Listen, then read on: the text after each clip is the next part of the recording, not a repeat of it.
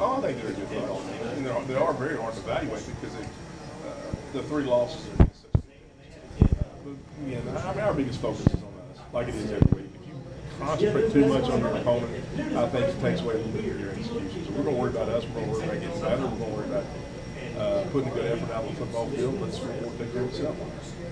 Speaking of execution, Yeah. you're coming off a game where you'd have to be proud of that. Yeah. I mean, we played well. I mean, I don't know. I know Midland struggled a little bit, but we put 2 games back to back with Brownsville and Hannah, and then Midland High that I think were probably our most complete games. We are kind of moving the right direction, but now we're going to go on the road. It's going to be a lot more difficult task. I don't know that I've had great success at Ratliff. I certainly had great success at Ratliff when I coached Odessa Permian. So it's we're going to put forth good effort.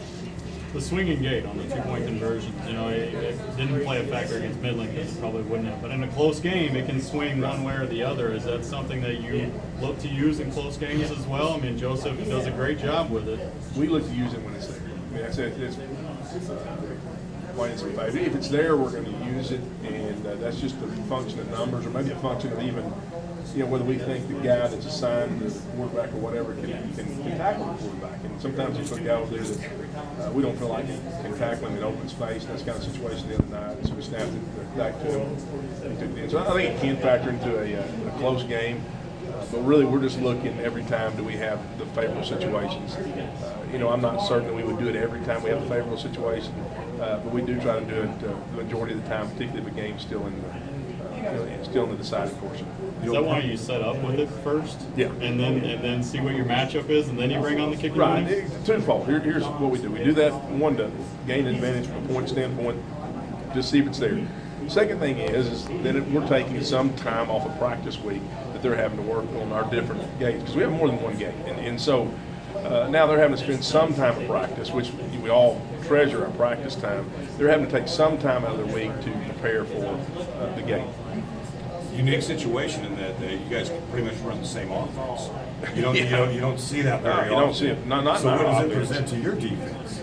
Oh, it's number one, we can give ourselves a good picture. That's part of it, and then I think some of the concepts and the ideas are very, very similar. Extremely similar between us.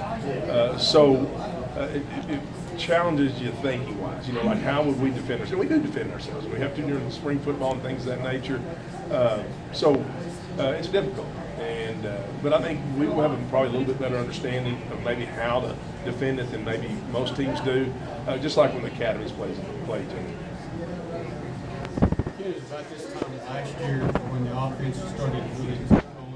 Again, we're kind of seeing it this year. Does it take, with this offense and the timing and all that, does it take several games to kind of get? I think so. I think game speed, game timing. The thing that we always say is, like, if we're hitting week 7 or whatever right now, we're 7 games into playing this offense, and Permian's the first game playing. This might be an exception with them because they run it themselves, but we continue to get better at the offense as the year goes on, but teams don't necessarily continue to get better at defending it because they never see it.